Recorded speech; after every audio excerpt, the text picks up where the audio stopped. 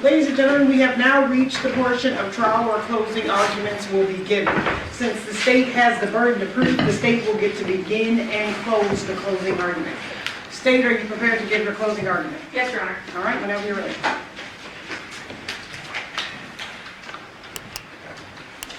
The truth is the truth. It shouldn't change. And the truth is, the walls were closing in on Devyn Michaels and the fantasy that she had put together. And what was her response when her children were taken away? Jonathan had custody, and this was in danger. She did the unfathomable. She murdered Jonathan Willette. The crime charged in this case is murder with use of a deadly weapon. You heard from the judge. She did read that to you folks prior to our break. So what it is willful, unlawful, felonious, and with malice aforethought, the defendant killed Jonathan Willette, a human being, with use of a deadly weapon, be it a wooden stick and/or an unknown object, by striking the said Jonathan Willette with the said wooden stick and/or other unknown object, and/or through other unknown means. The said killing having been 1, willful, deliberate, and premeditated, and/or 2nd, committed during the perpetration or attempted perpetration of a robbery. Let's start with the easy one, the deadly weapon. You heard from the defendant that she hit Jonathan Willette with a stick, and he died. So this is clearly showing that that stick that she described to you is a deadly weapon because it resulted in the death of Jonathan Willette. Now I want to point out something very important that's in your instructions, and it's not something to gloss over. The state is not required to have recovered the deadly weapon used in the crime in this case. So keep that in the back of your mind that we are not required to do that. However, we have the confession from the defendant that that is what she used. So that being said, you'll have your verdict form when you go back to deliberate. So I think it's helpful to sort of walk through that. So based on knowing that there was a deadly weapon used beyond reasonable doubt, we're able then to eliminate guilty of first degree without the use of a deadly weapon, and also guilty of second-degree murder, and guilty of voluntary manslaughter. So all that we are left are those charges with use of a deadly weapon. Let's talk about murder. Your instructions tell you that murder is the unlawful killing of a human being with malice aforethought. Whether express or implied, the unlawful killing may be effected by any of the various means by which death may be occasioned. So let's talk about malice aforethought. What does that mean? That is the intentional doing of a wrongful act. So I don't think anyone is going to get up here and say that this was not a brutal first-degree murder. Knowing that, defendant's actions were not voluntary manslaughter. Voluntary manslaughter is the unlawful killing of a human being without malice aforethought, without deliberation or premeditation. It is a killing upon a sudden quarrel or heat of passion caused by a provocation sufficient to make the passion irresistible. That is not what we have in this case. The defendant said in her statement to the police, told the police, that she was giving Jonathan a back massage while he was laying face down on his bed. She was next to him. She got up off the bed, made the conscious decision to then walk over to that fireplace that we all saw, grab what she described as a candlestick, an object, right? Walks over, makes the conscious decision to then walk over, goes to the bed, and while Jonathan is still face down, with his head facing away from her, as she told us, she took that stick and bashed the victim in the head. He had no clue that this was coming.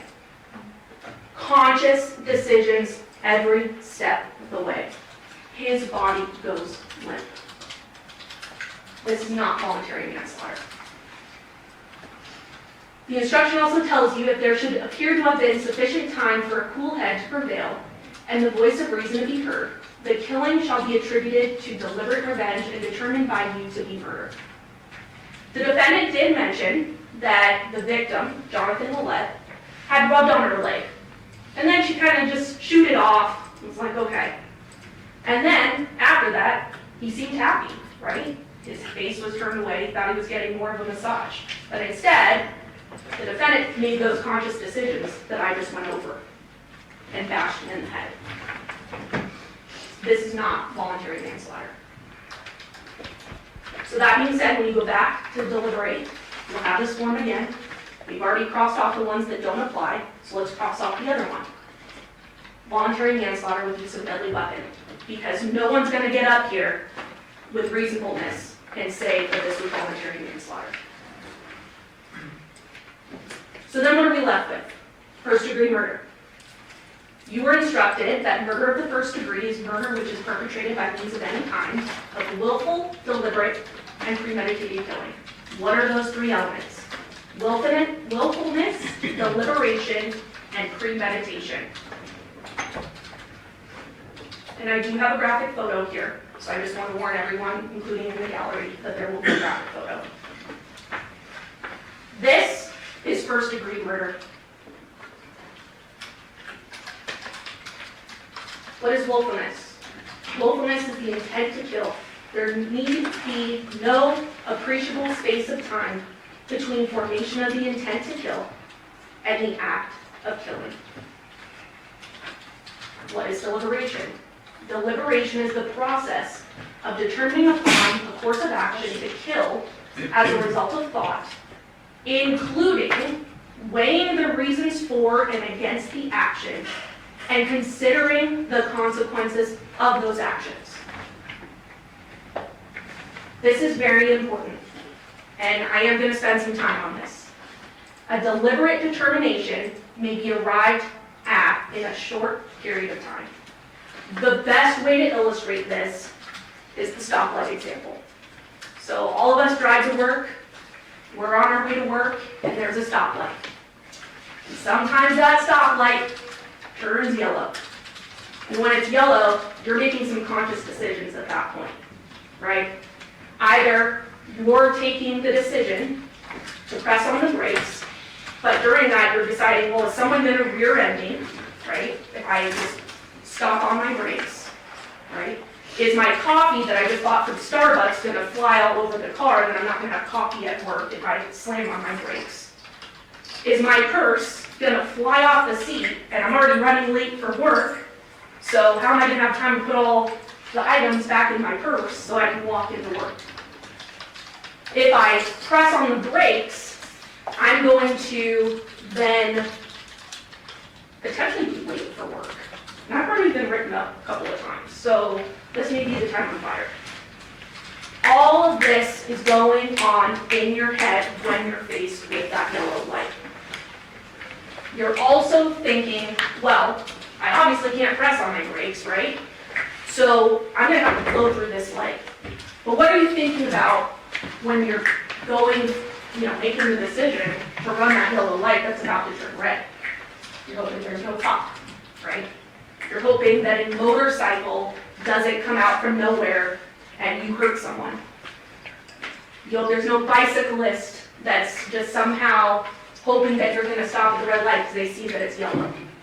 All of these are conscious decisions that you're weighing, and that is all deliberation in a short period of time.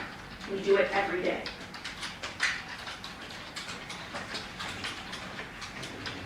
Again, it need not be for a day, an hour, or even a minute, this premeditation, this decision making. It may be as instantaneous as successive thoughts of the mind. The stoplight example. No matter how rapidly the act follows the premeditation, it is premeditated.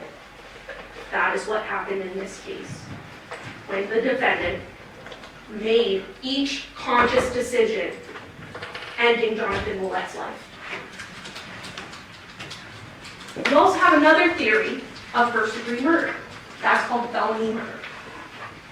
There are certain kinds of murder which carry with them conclusive evidence of malice aforethought.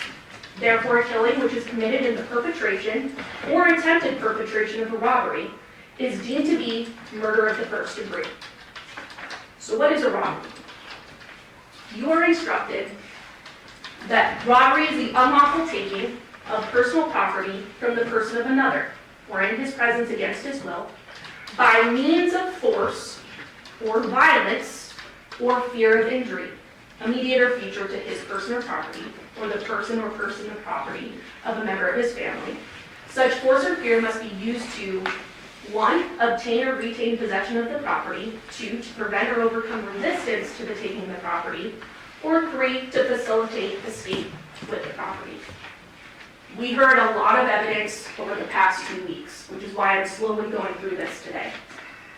We have evidence that the defendant took multiple items of Jonathan's belongings. Social security card, a wallet, his only set of car keys. Why did she want those things? How was she going to enroll the girls at school without having Jonathan's documentation? This all goes into her motive. The defendant obtained Jonathan's property by means of force or violence, i.e., she killed him, and took his wallet, his only set of keys, and his social security card. This is another easy one. That being said, you'll have your verdict form. And between both theories of murder, we are confident that you'll be able to check that first box and at this point eliminate the second-degree murder. But that being said, any way you look at this case, this is first-degree murder. And this is important to note, because when you go back there, you're doing an important thing.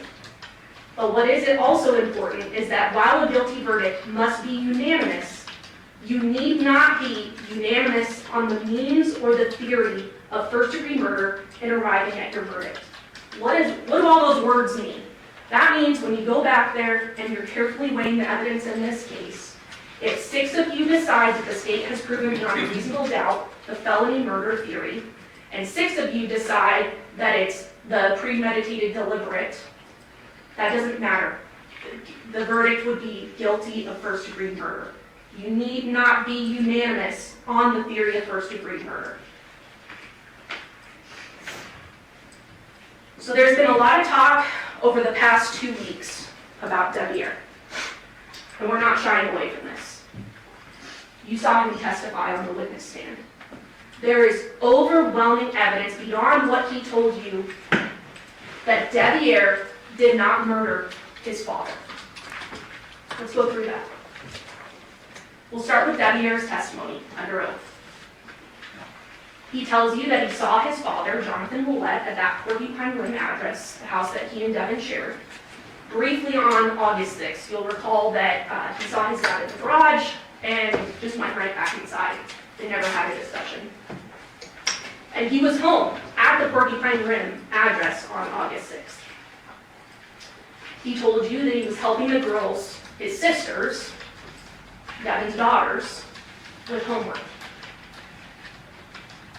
The defendant, Devyn, tells him that she's going to help John move some things. He goes on about his night. He stays at the house, he watches a movie with the girls, he puts them to sleep. This is what he's telling us. He goes to sleep around 10 p.m. He woke up, he recalls, around 2 a.m. to see Devyn getting in bed, which they shared at that time, and he just went back to sleep. He woke up at 6 a.m. the next morning on August 7th. He gets dressed, he goes to work.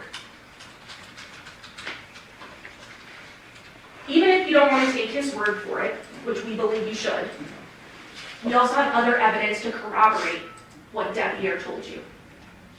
This is a text message that Devyn sent to the defendant, Devyn Michaels, where he texted her, "See you when you get back. I'm going to sleep. Girls are in the living room," corroborating that he put the girls to sleep and he was going to sleep as well. This was on August 6th, 2023 at 10:36 p.m. We also have video surveillance to corroborate this. No video surveillance shows Devier's vehicles in Paladura's neighborhood. Paladura being the murder house neighborhood. No vehicles belonging to Devier are seen. And we spent a lot of time going through that video surveillance on that lengthier day of trial, showing you that there is no indication that Devier's vehicles are in that neighborhood on the night of the murder. There's no video surveillance showing Devier's vehicles entering or exiting Porcupine Rim neighborhood, the neighborhood he lives in with Devyn. Remember that fixed camera? There was no indication that his vehicles left that evening, or entered, for that matter. Devier's vehicle was in the same position overnight. You recall there was sort of that catty corner home that had that footage showing the daytime and the nighttime, and the van, Devier's van, remaining in the same position, to a T. There's also no video surveillance showing Devier jumping a back wall to get in another vehicle. There is no evidence of that. What we do have is Devier leaving in his work van at 7:31 a.m. on August 7th, because that's what happened. We also have the CDR mapping, which also rules Devier out, beyond his word. If you recall, there was that Detective Good testified pretty in depth. He had color-coded the different phones so that you could see with ease which phones were popping up at which times. You recall Devier's was green. We see green popping up at that Porcupine Rim Street, which is his home, throughout the night, and more importantly, during the time period of the murder, which we'll talk about later, because we are able to narrow that down. At no point do we see Devier at the murder house the night of the murder, and even more importantly, during the murder. Again, I explained this, I just want to show it. This is that footage of the nighttime. We see, if you recall, up in that top right-hand corner, we see the victim's truck, Jonathan Willette's truck. We also see right next to it, Devier's work van. This is the night of August 6th. This is the next morning of August 7th. There's that same work van, Devier's work van, in the same position. Nighttime, daytime, nighttime, daytime. Never changing. Physics also ruled Devier out. A lot of discussion about how he jumped the back wall, he took the road that's one house over that, not the road, but the little dirt path, right, to get all the way across town. 7.5 hours? No.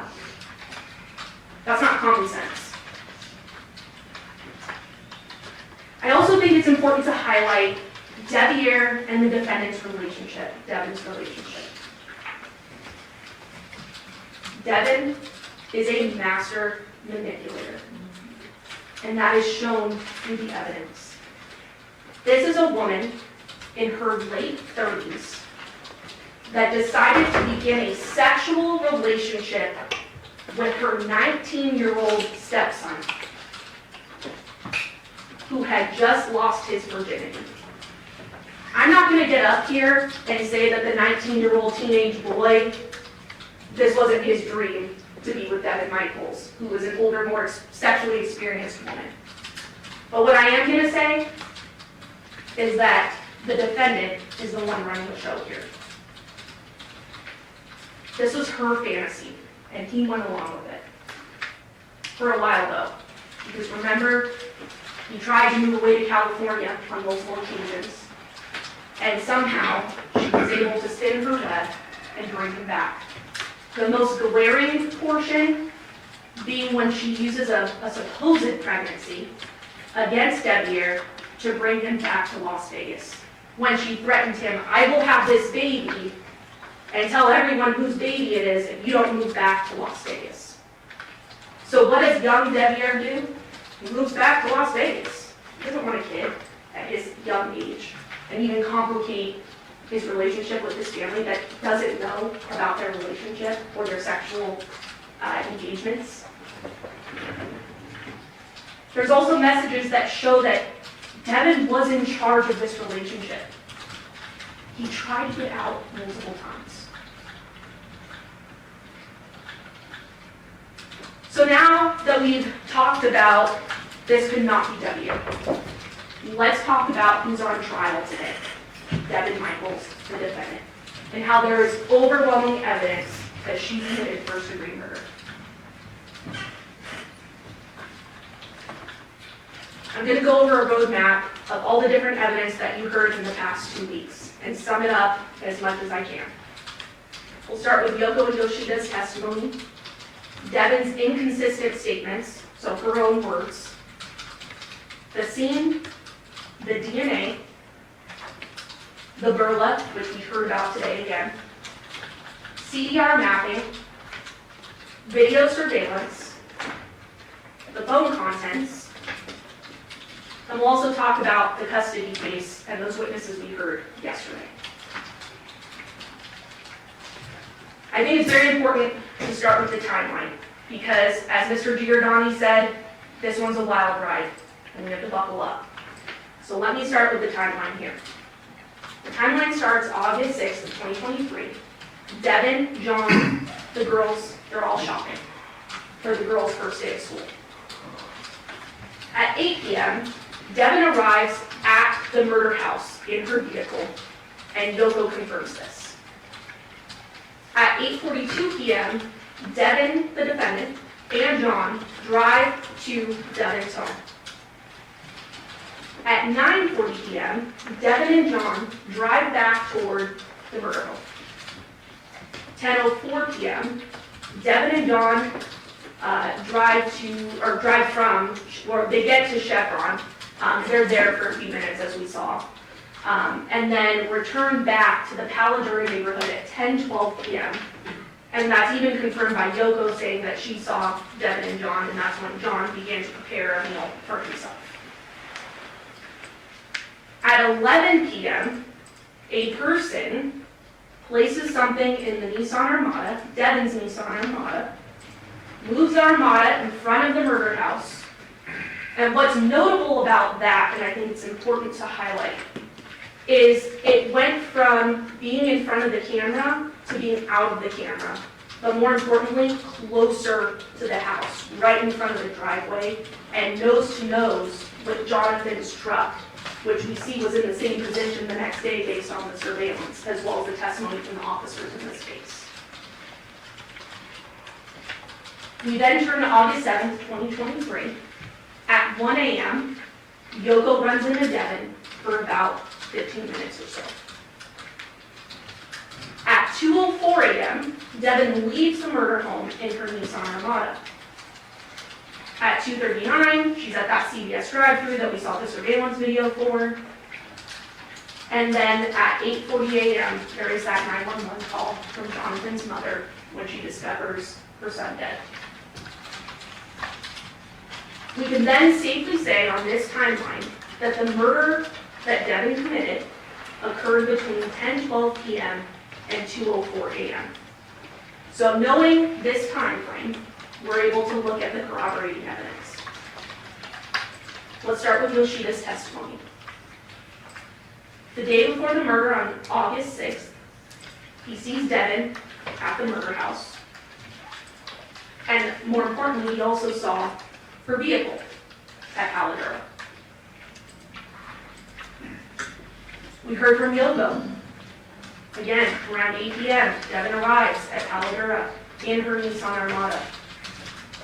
Devyn and John then leave in John's truck. Around 10 p.m., Devyn and John return to Paladura. Yoko sees them. After seeing them, she goes upstairs. At 1 a.m., she goes back downstairs. She runs into Devyn, and what did she describe to you? Devyn looks surprised. Why? Importantly, Yoko also says that the light was on in John's room. Of course, you also heard that the way the bed was situated, you would have to walk into the room, down, and go around and actually see the bed. But regardless, she sees that the light is on in the room. Devyn tells her that John started drinking and he went to bed.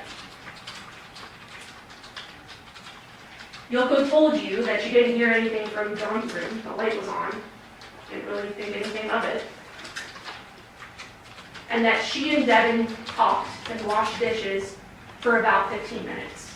Because that's when Devyn told her that Jonathan, the next morning, was going to meet her with the girls, and they were going to go ahead and go enroll the girls at school and take them to school.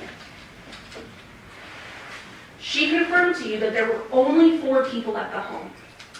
Yoko, Yoshida, Devyn, and the victim, Jonathan. At 1:15, she goes upstairs, she goes to sleep after having that conversation with Devyn. Around 2 a.m., she wakes to the dogs barking in the backyard, and if you'll remember, that was abnormal. The dogs, when John was asleep, or at night in general, were not in the backyard. So why were they in the backyard barking? She also heard a thud. She then goes back to sleep. At 8 a.m., she goes downstairs, sees John's truck is outside, which is a little weird because Devyn had told her that the plan was for him to already be gone by that time in the morning to go enroll the girls. So her antennas were up a little bit. She calls him, calls John, he doesn't pick up, prepares her coffee, goes back upstairs. She called him again, no answer. So now her senses are heightened even more. So she goes back downstairs. She looks around John's room, couldn't see him, because again, the bed is sort of around that corner, as you saw in the photos. She then goes upstairs again. After going upstairs, again, feeling even more heightened concern, she goes back downstairs. And it's at this point she goes deeper into John's lower room, a makeshift bedroom. She sees that the doggy door is down, and the dogs are still outside, abnormal.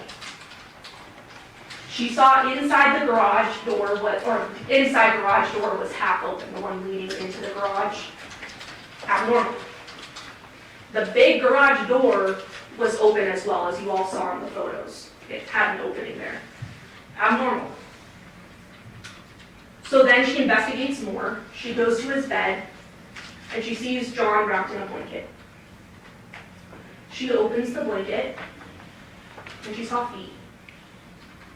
She then goes around to the other side of the bed and sees the amount of blood that's on the other side.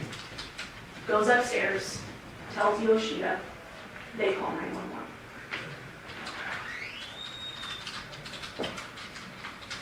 Devyn also made several inconsistent statements. The truth is the truth, it should change. What were those inconsistent statements? The first one, Jonathan's engagement ring.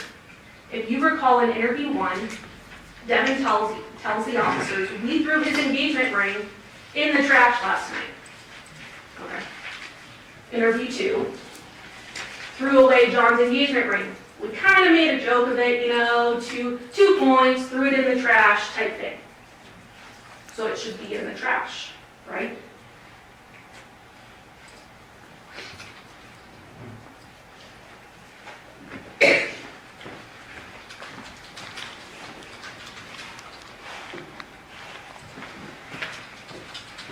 We saw pictures of the trash, of multiple trashes in the Paladura address.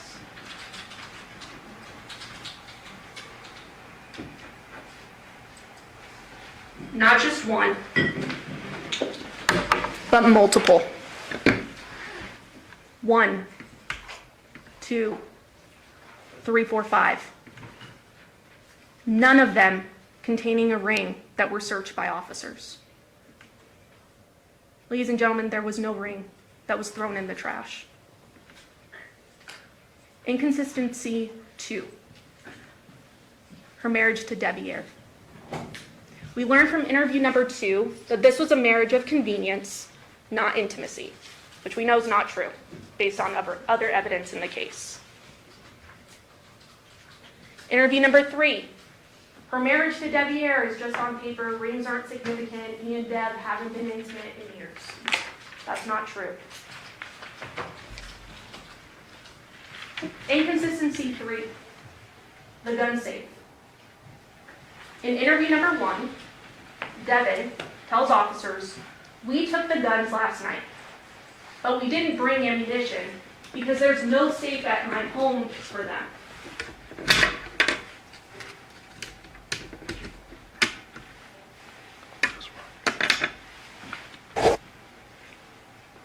Ladies and gentlemen, we saw pictures of a safe.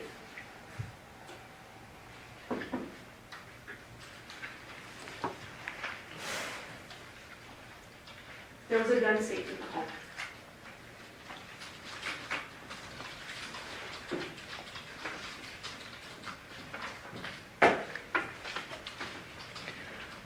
There's a close-up of it there. And there's guns and ammunition. Gun safe in the home.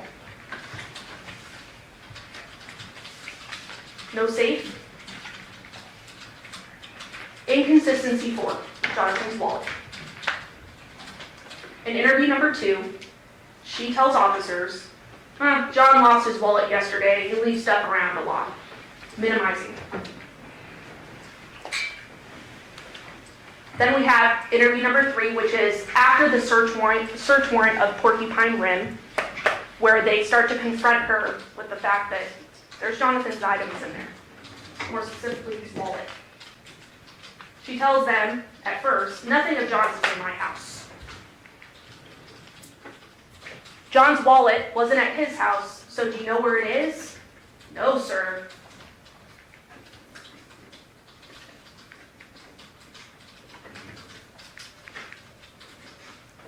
I have all of his old driver's licenses. The license you found is an old one. We know that's not true. I tucked the wallet away in bags. I knew, but how would she know that the wallet was wrapped in bags in her underwear drawer? She wasn't confronted with that. Nothing of John's in my house. But there was. His only set of car keys. His current driver's license. His wallet. And what was found inside her purse? Jonathan Willette's Social Security card. Why would she have those things?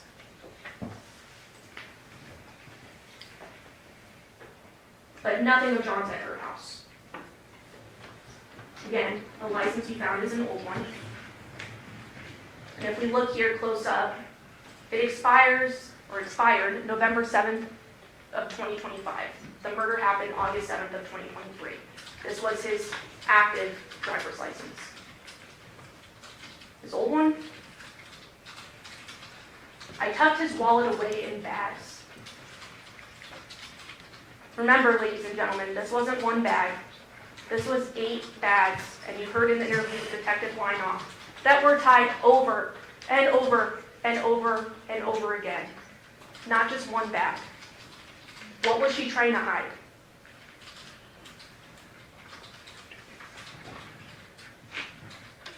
Also, how would she know? Inconsistency 5. Where was John?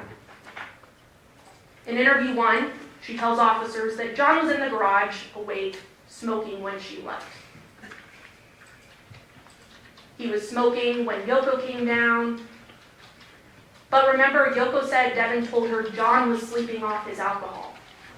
So which one is true? She says she said goodbye to him, pushed out a box under the garage, went out the front door.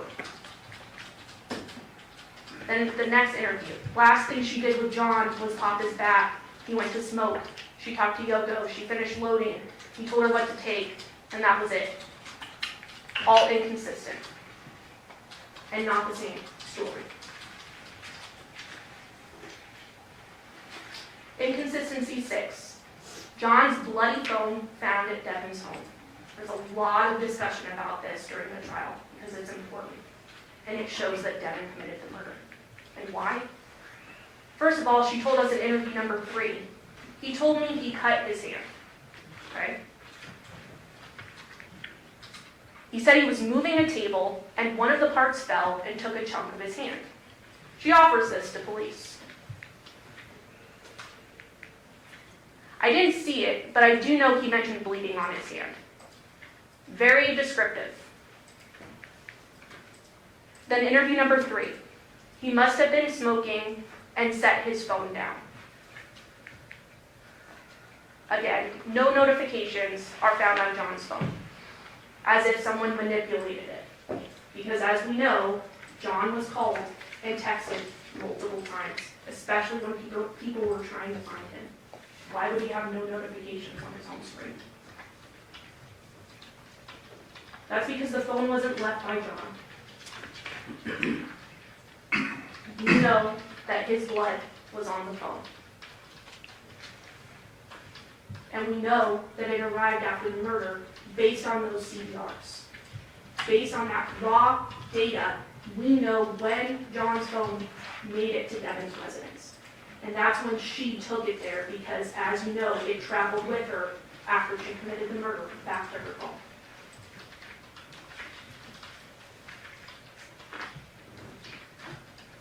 This is also an important one. She tells detectives that it was dark in the room and she couldn't see when she committed the murder. In interview 4, we finally get her confession. She hit him. And that's when we get the details. But she tells us that she couldn't really see what she grabbed off the fireplace because it was dark, but she could see him breathing. She tells the detectives, because they're a little confused by that statement, because she can't describe the object in her very hand, but she's able to see Jonathan breathing. She tells him, well, your eyes can adjust.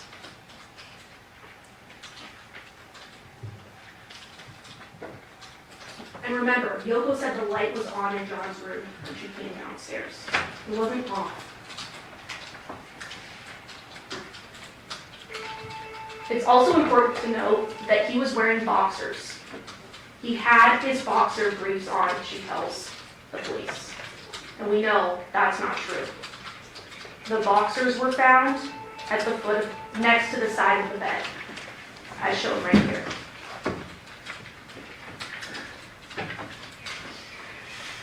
She also can't really account for the time after seeing Yoko at 1 a.m. And this one's really important. In interview number 4, she initially tells detectives, well, I wasn't there for an hour after Yoko came down. That's not true. But then she's confronted that no, there is evidence that you were in fact there until 2:04 in the morning. So detectives trying to solve this case for the family is asking, what were you doing? What were you doing in that time frame?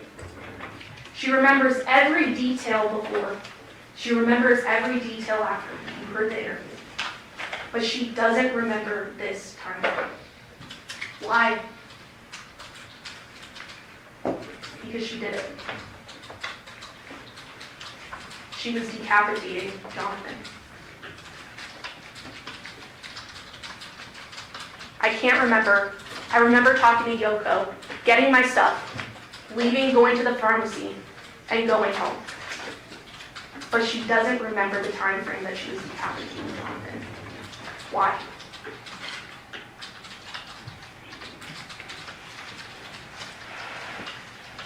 She's told, this has got to be eating you up.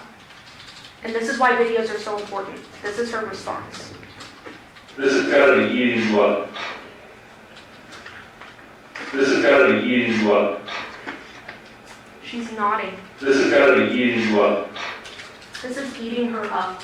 This has got to be eating you up. Ladies and gentlemen, she admitted to the murder. She said in her interview, when she confessed, that she took that object, the stick, the wooden stick, and bashed Jonathan in the head. That is the murder. But there was a head missing. And that was important to the detectives to give closure to the family. So what about the decapitation?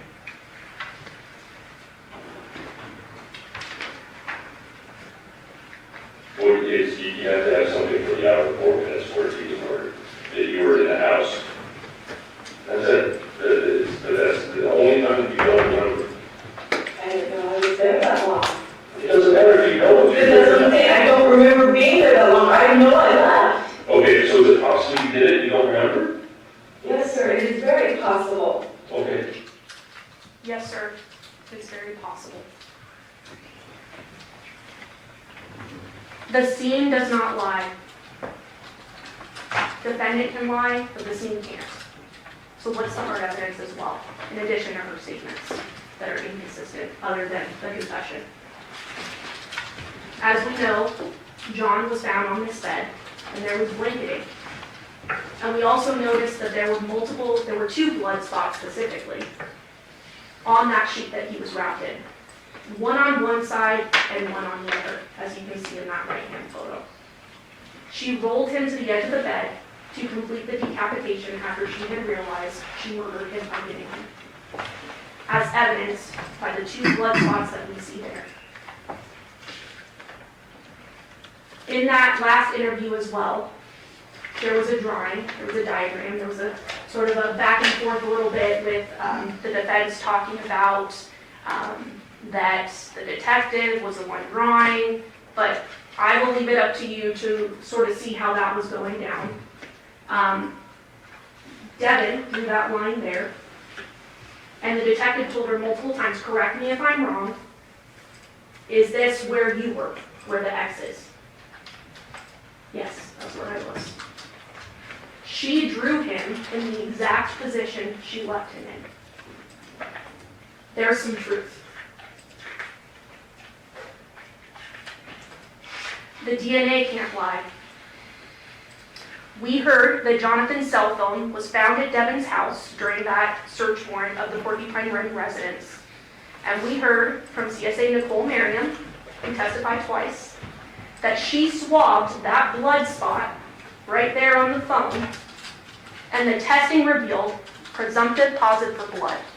It also revealed Jonathan's blood.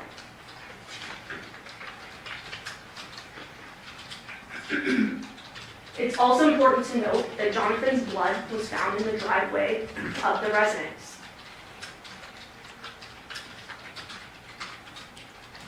We have that marker A, which you can see there, the blood spots with the cone. And we also have marker B, which was that Jonathan's bed frame, where they saw those droplets of blood. All Jonathan's blood. It also is interesting where these blood spots are, because they're in the driveway in the same exact place Devyn would have walked to go back to her vehicle to drive home, as we know occurred at 2:04 in the morning.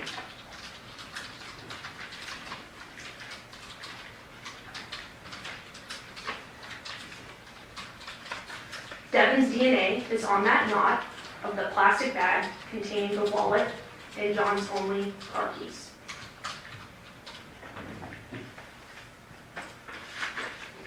They also tested inside and outside of the wallet, including all the pocket openings. So the inside of the wallet also contained Devyn's DNA. This wasn't Jonathan dropping it in a bag. Why would Devyn's DNA be inside the wallet?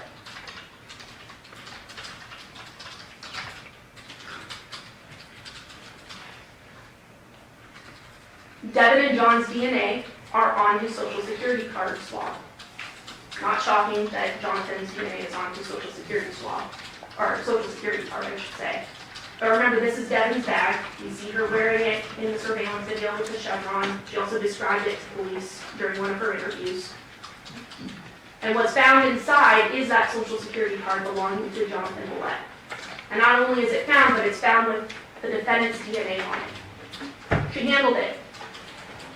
She wanted to enroll the girls at school and knew that she needed documentation because the father of the children was dead.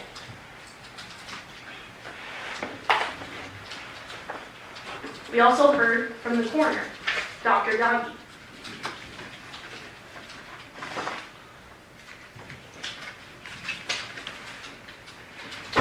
The cause of death, homicidal violence. The manner of death, homicide. The internal exam, and this is important, decapitation occurred post-mortem. Jonathan was decapitated by the defendant after she bashed him with the stick and killed him. Based on the science. No one's disputing that. Not even Dr. Sims today.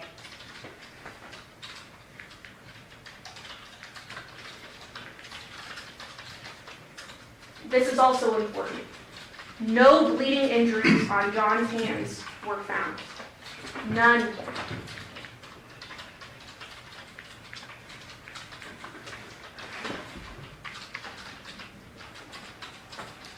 She did discuss slippage, which she explained what that was, where, after death, the skin tends to shed a bit in different areas. But again, no bleeding injuries on John's hands. Then we had testimony from Dr. Burns, who passed around those cool exhibits. Cass, I should say. And she explained that there were 2 implements used to decapitate the victim. As you can see in the picture there, this is her annotated version showing that there were 2 implements that were in fact used.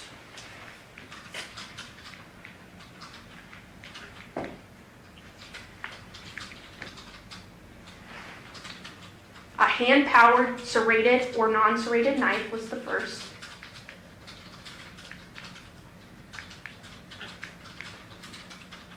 Then a mechanically powered saw, because it's very difficult to cut through human bone. Not only did Dr. Yagi and Dr. Sims agree today, but also Dr. Burns told you that the impacts that she saw on the neck were consistent with post-mortem dismemberment.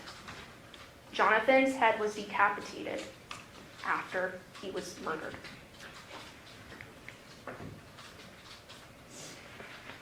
There's a lot of discussion during trial about whether it's possible for a woman to do this. I think it's important to note, as Dr. Burns highlighted, a mechanical saw is made for anyone. Women can do anything, especially ones that have a clear motive.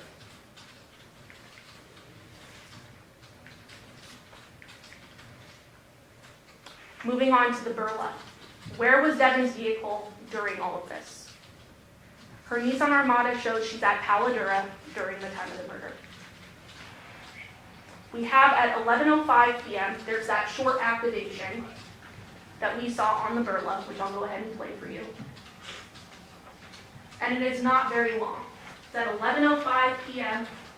on that August 6th, 2023. Which is corroborated by the video surveillance where we see her vehicle moving up right in front of the driveway of Palo Duro, nose to nose with Jonathan.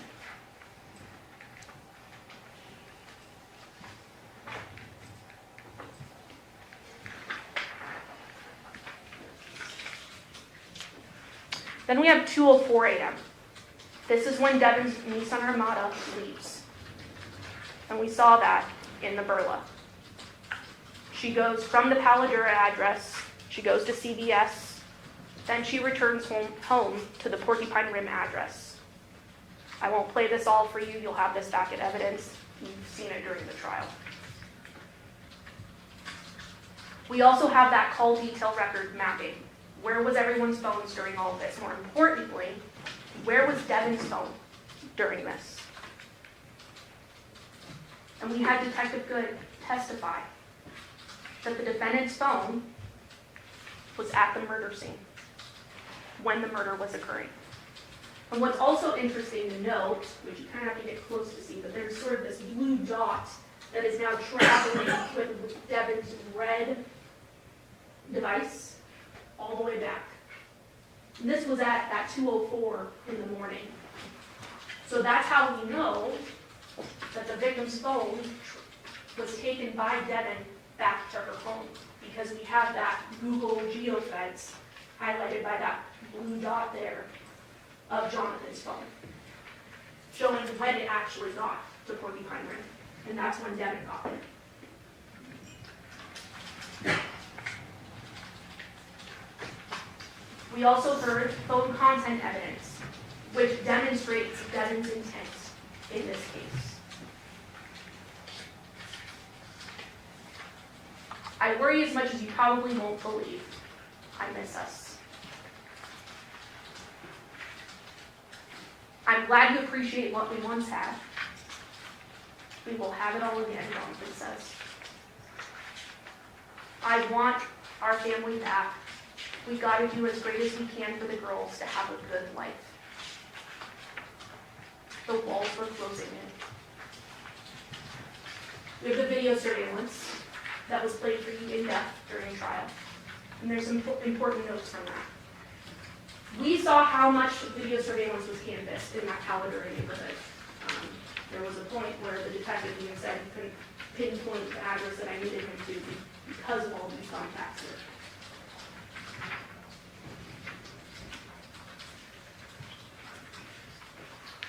Then we have that next door residence to the murder house, that 2696 Caledura Drive. Again, next door. And this is that video I talked about earlier when we do see the Nissan activated and we see it move in front of the driveway of the murder home, 2698 Caledura. We also see in this vantage point of the video when Devyn and the victims returned home from that trip from Chevron. When they were coming from Porcupine Rim, stopped at the Chevron, got some items, then came back, and we actually saw those shadows of two figures, which would be Devyn and Jonathan, getting out of his truck to go inside of the Caledura residence. This camera gives us that as well. And again, 11:05 p.m., we get that activation, and we see that the Nissan Armada is moved up closer to the residence. Why would she want to move it closer to the residence? She's concealing her crime.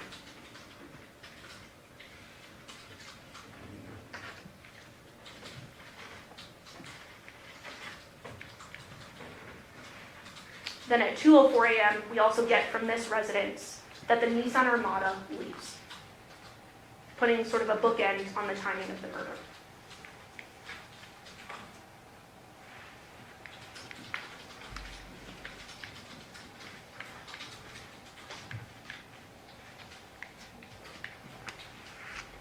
We then have the video surveillance from the Chevron.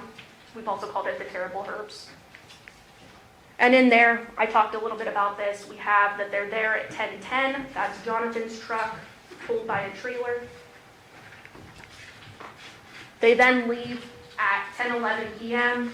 And we know that Yoko, as well as the video surveillance from the Caledura neighborhood, they're arriving into that neighborhood around 10:12 p.m. All corroborating, giving us our time frame.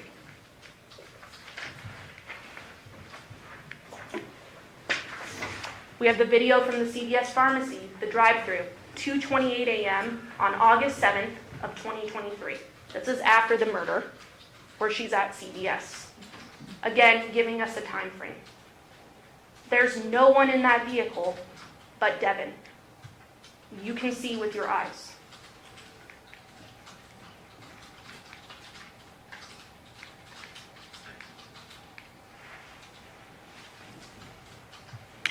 We then have the 6621 Gray Juniper surveillance video camera from Devyn's neighborhood. This is that one that was fixed where you could see the only entrance and exit of the Porcupine Rim neighborhood, and it was constantly running. We were able to see different things from that. Remember, it was 3 minutes slow to real time, but accurate. At 8:57 p.m., we have John's truck entering the neighborhood. And this is on August 6th. Then at 9:29 p.m., John's truck leaving the neighborhood, further corroborating the timeline. Then importantly, at 2:39 a.m. on August 7th, after the murder, we see Devyn's Armada and Devyn returning back to her residence. At no point was Devyn or Devier's work truck or that sedan seen entering or exiting. Very important. We don't see his work truck or any of his vehicles leaving until 7:31 a.m. on August 7th. So now let's talk about Devyn's motive and intent, which is very important to consider. We heard from individuals that knew about the child custody case during this trial. And they told you that Jonathan had been given full primary physical custody of the two girls, Tamea and Jamea. And this happened on October 27th of 2022. So at the time of the murder, Jonathan technically still had full physical custody of the girls. He had something he could hold over Devyn's head. The walls were closing in on her. We also heard from Elizabeth Lemons Woods, who also had worked on the child custody case and sort of the placement of the girls after Devyn was arrested. She meets with Devyn on August 17th of 2023. She wants to tell the defendant, hey, heads up, I just want to notify you, the girls are being placed somewhere else because you're not there, and their father is no longer around. And what Elizabeth Lemons Woods testified to is that defendant then started giving her more information, more than the scope of what the original conversation was supposed to be about. And what I think is notable is that Elizabeth says that throughout the conversation, Devyn appeared that she was trying to cry. Why would you try to cry?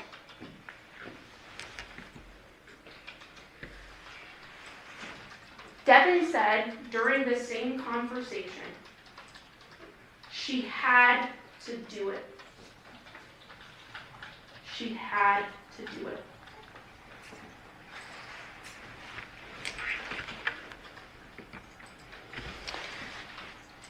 Now, ladies and gentlemen, it's very important, and you're in fact instructed on this, to use your everyday common sense and judgment as reasonable men and women. Do not check your life experience and what you know to be true at the door. Bring that with you when you deliberate. The evidence in this case is overwhelming.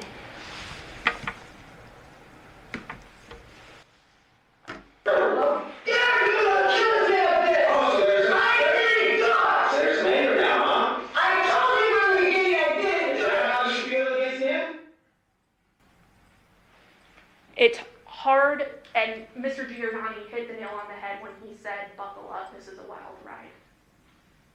This is unfathomable. But this is what happened.